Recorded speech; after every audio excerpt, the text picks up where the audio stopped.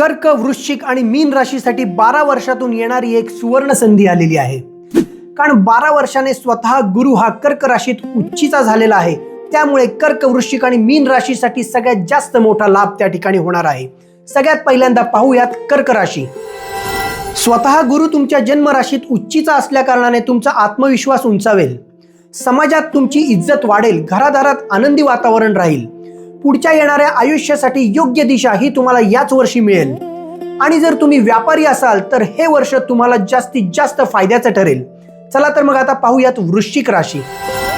तुमचा गुरु नवम स्थानात म्हणजेच भाग्यस्थानात उच्चीचा असल्या कारणाने या वर्षी खऱ्या अर्थाने तुमचा भाग्योदय होणार आहे. ज्या गोष्टींमध्ये तुम्हाला सतत अडचणी येत होत्या तिथे तुम्हाला भाग्याची साथ नक्की मिळेल. काही नवीन संधी तुमचा दरवाजा ठोठावताना दिसतील.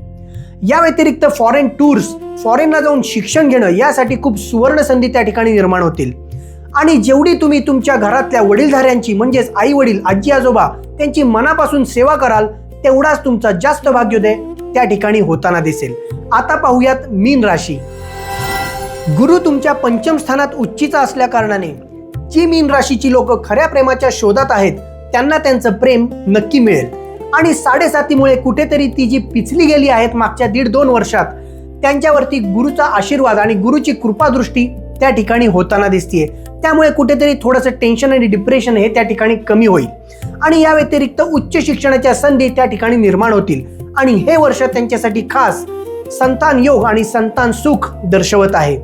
तर मित्रांनो, तुमची राशी कुठली आहे कमेंटमध्ये नक्की कळवा. त्याचं विश्लेषण पुढच्या रीलमध्ये नक्की करण्यात येईल.